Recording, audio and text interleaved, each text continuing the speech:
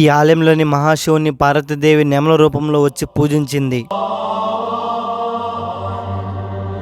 శూరపద్ముని అనే రాక్షసుని సంహరించే ముందు సుబ్రహ్మణ్య స్వామి ఈ ఆలయంలోని పార్వతీదేవిని పూజించి వేలనే ఆయుధాన్ని పొందారు. మహాశివుడు బ్రహ్మదేవుని యొక్క 5 తలలో ఒక తలను సంహరించిన తరువాత బ్రహ్మదేవుడి యొక్క ప్రదేశంలో వచ్చి మహాశివుని కోసం ఎంతో కఠోరంగా తపస్సునైతే చేశారు. శైవ మతంలో 63 మంది నాయనార్లు గొప్పగా కీర్తించబడిన 276 పాదలపెట్ట స్థలాలలో ఈ ఆలయం ఒకటి. ఈ ఆలయంలోని స్వామివారిని కపాలీశ్వర అని పిలుస్తారు.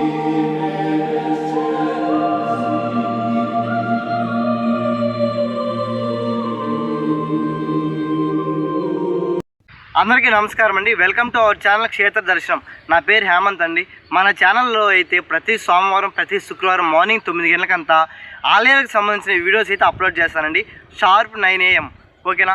మన ఛానల్లో ఎటువంటి కంటెంట్ ఉంటుందంటే మన భారతదేశంలో ఉన్న అన్ని ఆలయాలు అయితే నేను దర్శించి వాటి యొక్క పూర్తి స్థలపుర నిర్మాణం అన్నైతే మీకు ముందుకైతే తీసుకొస్తూ ఉంటాను ప్రతి వారం. ఓకేనా? మన ఛానల్లోని మొట్టమొదటి వీడియో ఏంటంటే తమిళనాడు రాష్ట్రం చెన్నై సమీపంలో ఉండే మైలాపూర్ అనే గ్రామంలో శ్రీ కపాలీశ్వర అనే ఆలయం అయితే మనం ఈరోజు అయితే వెళ్ళి దర్శించబోతున్నామండి. ఈ ఆలయం అనేది 63 మంది నాయనార్లు గొప్పగా కీర్తించబడిన 276 పాదలపెట్ట శివస్థలాల్లో ఒకటండి. అంత గొప్ప అద్భుతమైన ఆలయం అయితే ఈరోజు వెళ్ళి మనం దర్శించి ఆ ఆలయం యొక్క పూర్తి స్థలపుర నిర్మాణం అన్నిటి మీకు అద్భుతంగా అయితే ఎక్స్ప్లెయిన్ అయితే చేస్తాను. వీడియోని లైక్ చేసి స్టార్ట్ చేయండి, మన ఛానల్ని సబ్స్క్రైబ్ అయితే చేసుకోండి. ఈ వీడియోని అలానే ఈ యొక్క కంటెంట్ని మీరు బాగా ఆదరిస్తారని నమ్ముతూ ఈ యొక్క అద్భుతమైన ఆలయాన్ని ఈరోజు వెళ్ళి మనం దర్శించుకుందాం. Let's start our video.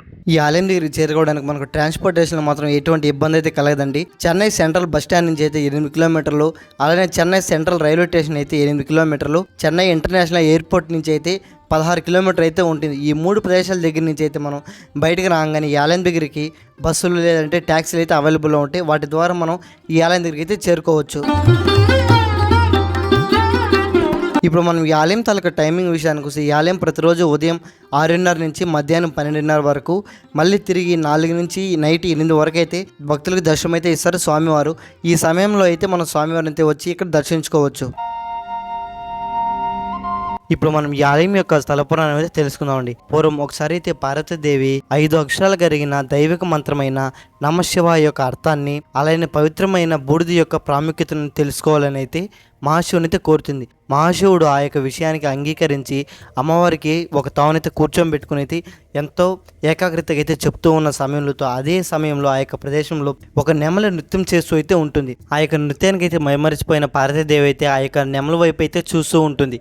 స్వామివారు చెప్పే యొక్క మాటలపైన అయితే ఏకాగ్రతని అయితే కోల్పోతుంది అమ్మవారు. స్వామివారు ఆగ్రహించి అయితే అమ్మవారిని నువ్వు నెమల రూపంగా అయితే మారిపో అనేది శపిస్తారు. దానికి ప్రాయశ్చిత్తంగా స్వామివారు తిరిగి మళ్ళీ ఈ యొక్క ప్రదేశం దగ్గరికి అయితే వచ్చి ఈ యొక్క ప్రదేశంలో అయితే పున్నై అనే చెట్టు కింద అయితే ఒక శివలింగాన్ని ప్రతిష్ఠించి ఇక్కడనే తపస్సు అయితే చేయమని చెప్తారు అమ్మవారిని. ఒక అద్భుతమైన సమయంలో నేనే వచ్చి నీకు ఆ యొక్క శాప నుంచి విముక్తిని అయితే కలిగిస్తానైతే మాట ఇస్తారు అమ్మవారికి. ఆ యొక్క మాట ప్రకారం అయితే అమ్మవారి ఈ యొక్క ప్రదేశం దగ్గరికి అయితే వచ్చి పున్నై అనే ఒక చెట్టు కింద అయితే కూర్చొని నెమల రూపంలో అయితే మారి ఎంతో కఠోరంగా అయితే స్వామివారి కోసం అయితే తపస్సు చేస్తూ ఉంటారు. అమ్మవారి యొక్క తపస్సుకి మెచ్చిన మహాశివుడు అయితే ప్రత్యక్షమయ్యి అమ్మవారిని ఆ యొక్క నెమల రూపం నుంచి అయితే మళ్ళీ అమ్మవారి యొక్క సాధారణమైన రూపంలోకి అయితే మార్చి అమ్మవారిని స్వామివారిలోకి అయితే ఐక్యం అయితే చేసుకుంటారు. ఈ యొక్క ప్రదేశంలో అయితే పార్వతీదేవి ఈ యొక్క ఆలయం దగ్గర అయితే నెమల రూపంలో అయితే మారి స్వామివారిని పూజించిన తర్వాత అయితే ఈ యొక్క ప్రదేశాన్ని మైలాపూర్ అని అయితే పిలుస్తారు. మైల్ అంటే ఏమిటంటే తమిళంలో మైల్ అంటే నెమలి అని అర్థము.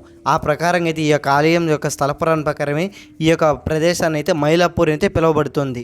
ఈ ఆలయానికి మరొక అద్భుతమైన చరిత్ర ఏమిటంటే పూర్వం మహాశివుని యొక్క కుమారుడైన సుబ్రహ్మణ్య స్వామి తిరుచెందూరులోని శూరపద్ముని అనే రాక్షసి సంహరించడానికి వెళ్లే ముందైతే ఈ యొక్క ప్రదేశం దగ్గర అయితే వచ్చి ఈ యొక్క ప్రదేశంలో అయితే అమ్మవారికి ఎంతగానో కఠోరంగా తపస్సు అయితే చేసి అమ్మవారి దగ్గర అయితే వేలాయుధాన్ని అయితే పొందారు. ఆ యొక్క వేలాయుధాన్ని ఈ యొక్క ప్రదేశంలోనే సుబ్రహ్మణ్య అయితే పొందారు.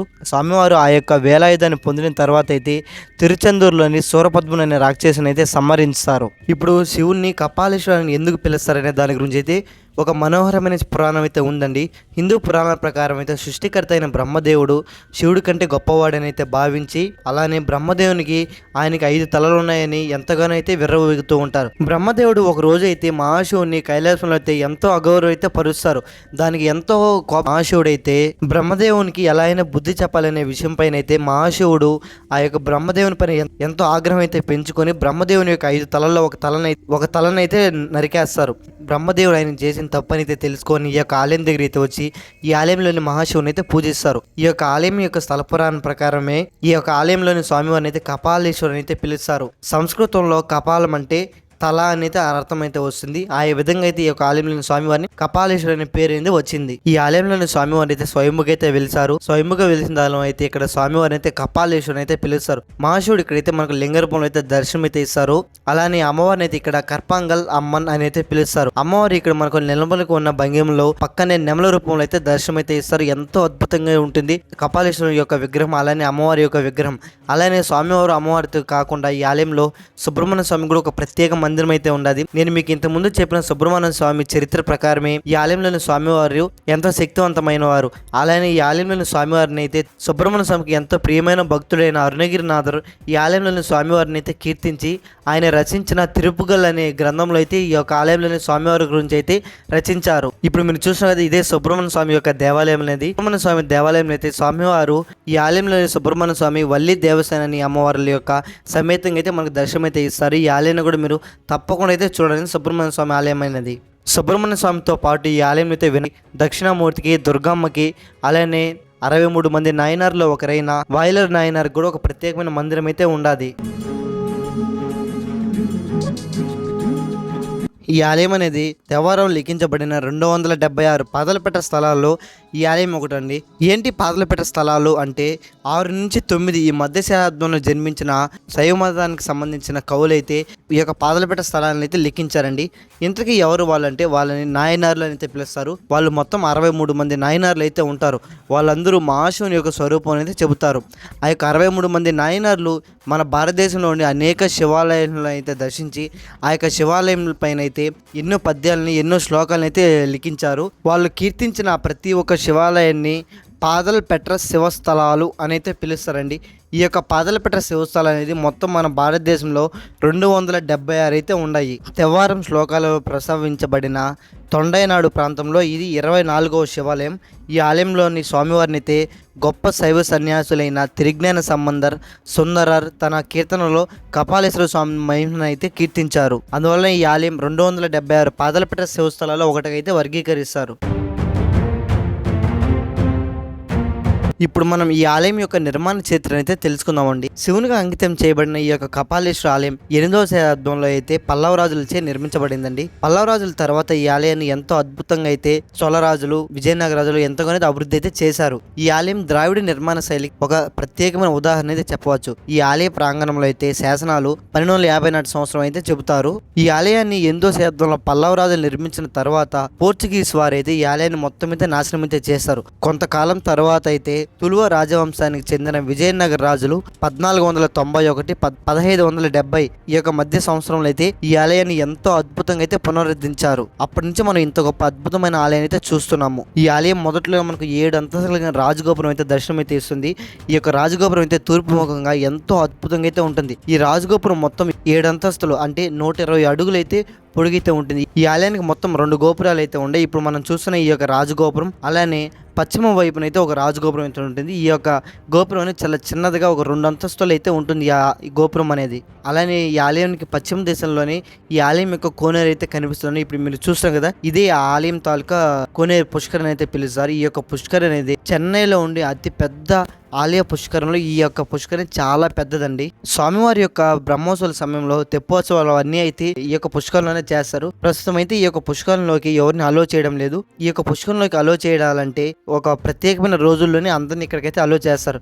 మిగిలిన రోజులైతే ఎవరినైతే అలో చేయడం లేదు. ఈ ఆలయంలో జరుపుకునే పండుగలు ఏంటంటే తమిళ మాసం పంగుని సందర్భంలో అయితే సాంప్రదాయబద్ధంగా బ్రహ్మోత్సవాలు అయితే ఎంతో అంగరంగ వైభవంగా అయితే జరుగుతాయండి. అలానే మహాశివరాత్రి, మాస శివరాత్రి, ప్రదోషం వేళ, పౌర్ణమి ఇలాంటి టైంలో అయితే ఈ ఆలయంలోని స్వామివారికి ఎంతో అద్భుతంగా పూజలు అవన్నీ నిర్వహిస్తారు. ఈ టెంపుల్ యొక్క పూర్తి సమాచారం మీకు బాగా అర్థమైంది అనుకుంటున్నా. మీకు ఎటువంటి డౌట్స్ ఉన్నాయి ఖచ్చితంగా కామెంట్ సెక్షన్ లో కామెంట్ చేయండి. నేనైతే మీకు పక్కా రిప్లై ఇస్తాను. నేను స్టార్ట్ చేసిన ఈ యొక్క 276 పాదలపేట స్థలాలు, అలానే నేను స్టార్ట్ చేసిన ఈ యొక్క కొత్త యూట్యూబ్ ఛానల్ని మీరు బాగా ఆదరిస్తారని నమ్ముతూ ఐ హోప్ ఈ వీడియో బాగా మీకు నచ్చింది అనుకుంటున్నాను.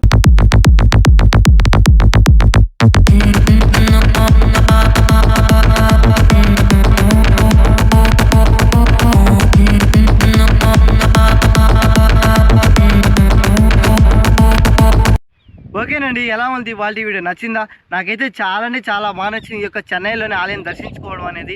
ఈ ఆలయం యొక్క పూర్తి స్థలపుర నిర్మాణం మీకు బాగా అర్థమైంది అనుకుంటున్నా. మీకు ఎటువంటి చిన్న డౌట్స్ ఉన్నా ఖచ్చితంగా కామెంట్ సెక్షన్లో కామెంట్ చేయండి. నేనైతే మీకు పక్కా రిప్లై ఇస్తాను. మన ఛానల్లో రెగ్యులర్గా ఇలాంటి వీడియోస్ వస్తూనే ఉంటాయి. మీరైతే తప్పకుండా ఈ వీడియోస్ అయితే చూసి నాకు మంచి సపోర్ట్ అయితే ఇస్తారని ఆశిస్తున్నాను. మళ్ళీ ఒక మంచి వీడియో కలిసి అంతవరకు మీ క్షేత్ర దర్శనం హేమంత్. జై హింద్.